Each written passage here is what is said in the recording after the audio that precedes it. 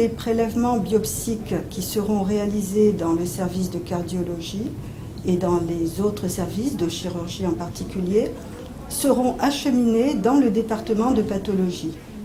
Et ce sont les médecins anatomopathologistes qui prendront en charge ces prélèvements. De quel prélèvement s'agit-il ?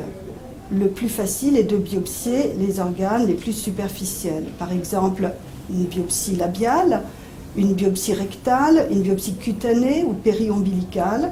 Et si on ne retrouve pas de dépôt, on sera obligé d'être un peu plus invasif et de pratiquer une biopsie rénale ou une biopsie cardiaque, une biopsie nerveuse ou hépatique. La panoplie est ample.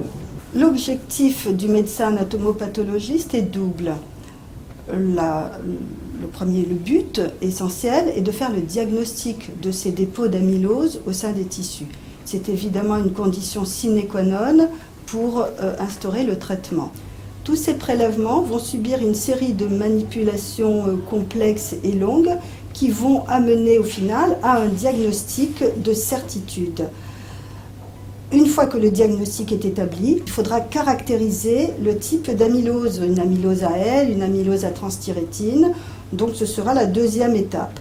Bien entendu, en l'absence de dépôt d'amylose retrouvé sur les prélèvements examinés, cela ne signifiera pas qu'il n'y a pas de dépôt d'amylose ailleurs, un peu plus loin, sur le même organe.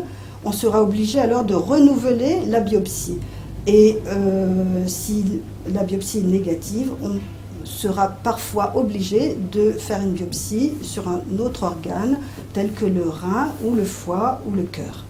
Au final, le diagnostic anatomopathologique est déterminant pour orienter la thérapeutique.